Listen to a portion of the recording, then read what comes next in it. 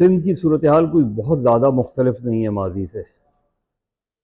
जो इत्तेहाद अब बन रहे हैं पीपल्स पार्टी के ख़िलाफ़, वो इत्तेहाद पहले भी थे। मतलब बीच में टूट जाते हैं। जैसे MQM की सिचुएशन है, ज़ाहिर मादी की MQM बिल्कुल मुख्तलिफ थी, आज की MQM मुख्तलिफ है।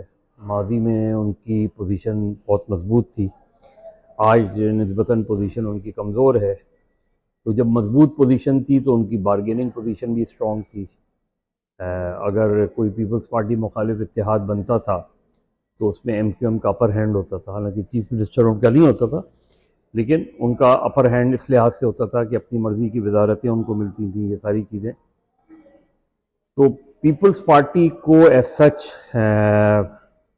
रूलर सिंध में तो कोई बहुत बड़ा चैलेंज नहीं है। ये ज़रूर है कि जमीयत उलमा इस्लाम बड़ी तेज़ी से ऊपर आई है, और कुछ नशिस्तों पे अगर उनको बाकी जमातों का, क्योंकि इत्तेहाद का एक मसला ये भी होता है कि इत्तेहाद जमातें तो करती हैं, लेकिन ज़रूरी नहीं है कि उनका वोटर जाके दूसरे पार्टी को वोट भी दे।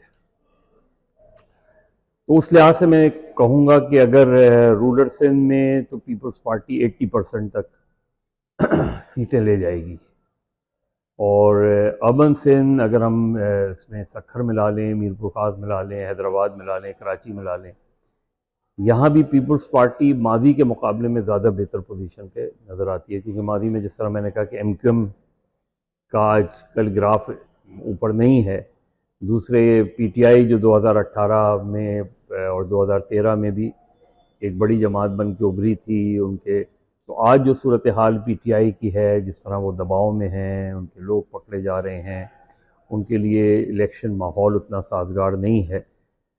दूसरी तरफ MQM का ग्राफ नीचे, तो इसमें भी पीपल्स पार्टी अपना स्पेस बनाने की कोशिश कर सकती है।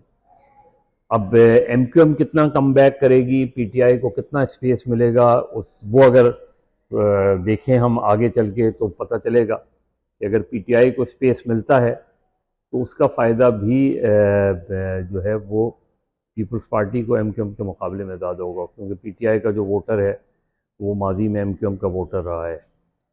तो इस लिहाज से इस वक्त एक MQM की डिफ़िकल्ट पोजीशन है, लेकिन MQM वाले पुर एतमाद हैं कि वो अपनी जो मादी में उनकी 2018 में, और ये बात अब खासी हद तक दुरुस्त है कि उनके साथ ज्यादती हुई इस लिहाज से कि उनकी बहुत सी सीटें PTI को दे दी गई, लेकिन आज PTI उस 2018 के मुकाबले में ज़्यादा फेयर पोजीशन पर खड़ी है कि अगर उनको पूरा स्पेस मिलता है तो MQM के लिए बहुत मुश्किल हो जाएगी।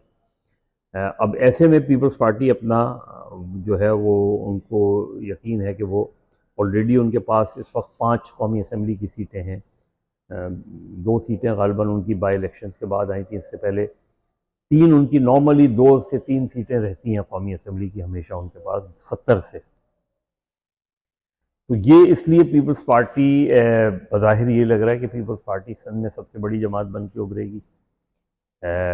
उसके बाद की सूरत हाल में वही मैंने कहा कि इस वक्त मैं बात करूं तो आज से 2 हफ्ते बाद, 3 हफ्ते बाद सूरत हाल बदल सकती है। PTI को बल्ले का निशान मिल जाता है, PTI को नॉर्मल स्पेस मिलता है, तो PTI का एक अर्बन सिंध में एक अपर हैंड होगा PTI का, अगर मुकम्मल उनको स्पेस मिलता है। वरना अर्बन सिंध डिवाइड होगा बिटवीन पीपल्स पार्टी, MQM और दीगर जमातें उसमें। तो ओवरऑल तो यही सिचुएशन है। एन मुमकिन है राव अनवार बहुत मुतनाज़ा किरदार है यहाँ का, इसलिए राव अनवार उनको तो शायद फ़ायदा हो जो पीपल्स पार्टी के मुखालिफ हैं प्रोपेगेंडा करने का, लेकिन राव अनवार क्योंकि जिसकी अगर अपनी क्रेडिबिलिटी बहुत डाउट हो, जिसके ऊपर अपने मावराए अदालत कत्ल के बहुत से इल्ज़ामात हों, बहुत सी चीज़ें हों, तो उसकी अहमियत थोड़ी सी कम हो जाती है अगर हम उस लिहाज से हम देखें। वैसे राउंड वार कितना आगे चल के अगर अदालत में कोई जरदारी साहब के ख़िलाफ़ स्टार विटनेस बन जाए, किसी और अप्रूवर हो जाए, तो उसकी अहमियत ज़्यादा बढ़ेगी। तो अभी तो ये क़ब्ल वक्त है कहना कि उसके इंटरव्यू का कितना असर होगा। मैं नहीं समझता कि न्यूज़ पॉइंट ऑफ व्यू से तो बहुत अहमियत होती है इस तरह के इंटरव्यूज़ की, क्योंकि ज़ाहिर एक आदमी जो बहुत क्लोज़ रहा जरदारी साहब से, बहुत से वाक़यात का यानी शाहिद है, तो उसका interview news point of view से तो बहुत अहम होता है।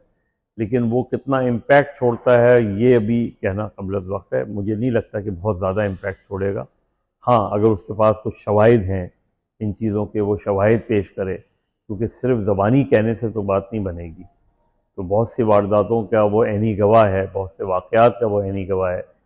उसके बारे में अगर वो कहता है तो उसको लोग सुनेंगे ज़रूर, और अदरवाइज़ भी इस तरह के इंटरव्यूज़ को सुना ज़रूर जाता है, देखा ज़रूर जाता है, लेकिन क्या उसका असर होता है उतना, वो मेरा ख़्याल है हमारे यहाँ जो तारीख़ रही है उसमें इस तरह के इंटरव्यूज़ के बहुत ज़्यादा, ख़ास तौर पे ऐसे एनवायरनमेंट में बहुत ज़्यादा असरात नहीं होते ऐसे इंटरव्यूज़ के। बहुत ज़्यादा कोई वो, अगर हम ये समझ बैठें कि कहीं कोई इलेक्टोरल प्रोसेस तब्दील, इलेक्टोरल मिजाज तब्दील कर देगा, तो ऐसा नहीं होता। तो न्यूज़ वैल्यू उसकी है इंटरव्यू की, लेकिन पॉलिटिकल वैल्यू बहुत ज़्यादा नहीं है।